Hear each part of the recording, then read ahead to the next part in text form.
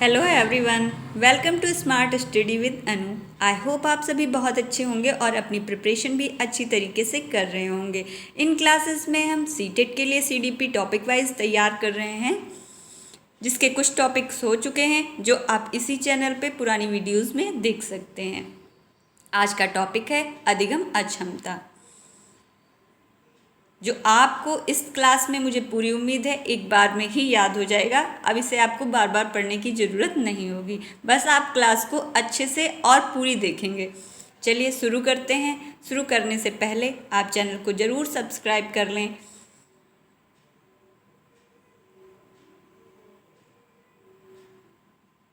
अधिगम अक्षमताएं, लर्निंग डिसएबिलिटीज़, यह सीटेट में 1 या 2 नंबर का हर बार ज़रूर पूछा जाता है। उम्मीद है आपके एग्ज़ाम में भी पूछा जाएगा, इसलिए क्लास को अच्छी तरीके से देखेंगे और समझेंगे।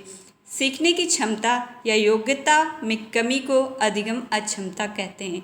जब कोई बच्चा सीखने में दिक्कत महसूस करता है या बार बार करने पर भी वो सीख नहीं पाता है, उसी को हम कहते हैं अधिगम अक्षमता। जैसे पहला है डिसलेक्सिया, जो बहुत ही ज़्यादा इम्पॉर्टेंट है क्योंकि ज़्यादातर ये सीटेट में पूछा गया है। उम्मीद है आपके भी एग्ज़ाम में पूछा जा सकता है, इसीलिए इसको ध्यान से देखेंगे। सारे ही बहुत इम्पॉर्टेंट हैं। इन नोट्स में हमने सिर्फ इम्पॉर्टेंट चीज़ें रखी हैं, ज़्यादा आपका टाइम वेस्ट नहीं किया जाएगा। पढ़ने से संबंधित कठिनाई, डिसलेक्सिया को हम पढ़ने से संबंधित कठिनाई कहते हैं। यह एक प्रकार का लर्निंग डिसऑर्डर है, इसका शिकार ज़्यादातर बच्चे होते हैं। डिसग्राफिया, जैसा कि नाम से ही समझ में आ रहा है, ग्राफ मीन्स होता है लिखना या बनाना कुछ भी। लिखने से संबंधित कठिनाई यह एक कमी है जो सुसंगत रूप से लिखने में कठिनाई होती है। डिसग्राफिया, ग्राफ से याद रखेंगे लिखना, इसमें लिखने में कठिनाई होती है। डिसकैलकुलिया, इसमें बच्चे को कैलकुलेशन करने में प्रॉब्लम होती है। जैसा कि नाम से ही पता चल रहा है, गणित संबंधित कठिनाई, जिसमें बच्चा अंकों को जोड़ने के दौरान लगातार भटक जाता है। आपने अक्सर देखा होगा कि कोई छोटा बच्चा है, वो कैलकुलेट कर रहा है, जैसे जोड़ रहा है और फिर अचानक से ही वो अंकों को भूल जाता है, फिर से करता है। यही विकार डिसकैलकुलिया कहलाता है। आपको अच्छे से समझ में आ रहा होगा और साथ ही साथ याद भी हो रहा होगा, ऐसा मैं आशा करती हूँ। आगे शुरू करते हैं। डिसमोर्फिया, शारीरिक भ्रम वाली स्थिति, शारीरिक बनावट में अंतर न कर पाना, भ्रम की स्थिति। जैसे शारीरिक अंगों में अंतर ना कर पाना, कभी कभी बच्चे को भ्रम हो जाता है, इसी को कहते हैं डिसमोर्फिया। जैसे कि नाम से मोर्फिया, तो याद करने की एक ट्रिक देखते हैं। मोर्फिया, जैसे मोर और मुर्गा, मोर और मुर्गे में बच्चा जब डिफरेंस नहीं कर पाता है, वो दोनों को एक जैसा ही समझने लगता है, उसी को कहते हैं डिसमोर्फिया। इस ट्रिक से आपको अच्छे से याद रहेगा। डिस्फेजिया, डिस्फेजिया भाषा से संबंधित विकार, जब अपने विचारों को अच्छे से व्यक्त ना कर पाए। जब बच्चा कभी अपने माता पिता या किसी के साथ भी अपने विचारों को व्यक्त कर रहा है और उसको व्यक्त करने में कठिनाई महसूस हो, वो अपनी बात को अच्छे से ना बता पाए, अपने विचारों को ना व्यक्त कर पाए, इसी को कहते हैं डिस्फेजिया। नेक्स्ट है डिस्प्रैक्सिया। डिस्प्रैक्सिया शारीरिक कौशलों से संबंधित विकार है, हाथों और आँखों का तालमेल ना बना पाना। जैसे ये भी एक एग्जाम्पल से समझेंगे। आप किसी बच्चे के साथ खेल रहे हो और आप उसे बार बार बॉल दे रहे हो और वो कैच ना कर पा रहा हो, हाथों को इस साइड किया हो और देख कहीं और रहा हो, इसको कहते हैं डिस्प्रैक्सिया, जिसमें वो अपने हाथों और आँखों का कांटेक्ट सही से नहीं कर पा रहा है।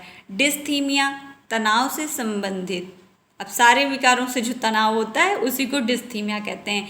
बच्चों में जब तनाव होता है, उस तनाव से संबंधित कोई विकार होता है, उसी को डिस्थीमिया कहते हैं। हालांकि डिस्थीमिया तो हम सभी लोगों में भी है, लेकिन जब यह विकार बच्चों में देखने को मिलता है तब इसे डिस्थीमिया कहते हैं। ADHD, ये बहुत इम्पॉर्टेंट है, इसको अच्छे से समझ लेंगे, आपके एग्ज़ाम में देखा जा सकता है। इसमें बच्चा एक चीज़ पर ध्यान केंद्रित नहीं कर पाता और हाइपर एक्टिव होता है। इसमें आपने अक्सर देखा होगा कि बच्चे कुछ आप वर्क दे रहे हैं और तुरंत ही वो कुछ और करने लगा, या वो एक चीज़ पे अपना कंसंट्रेट नहीं कर पाता है। अति सक्रियता होती है, जैसे कि कभी कभी देखा होगा रिमोट ले लिया और उसकी सारी बटन बार बार ऐसे ऐसे दबा रहा है। ये सभी चीज़ें आती हैं, ये सभी विकार आते हैं ADHD में। Attention defect hyper active disorder, कभी कभी इसका फुल फॉर्म भी पूछ लिया जाता है, जो आप अच्छे से पढ़ लेंगे। RPWD एक्ट 2016, PWD एक्ट 1995 के स्थान पर RPWD एक्ट 2016 लाया गया। 1995 में मौजूदा विकलांगता के 7 प्रकारों में बढ़कर 21 कर दिए गए। ये लाइन आप याद रखेंगे, 7 विकारों में बढ़कर 21 कर दिए गए, ये इम्पॉर्टेंट है।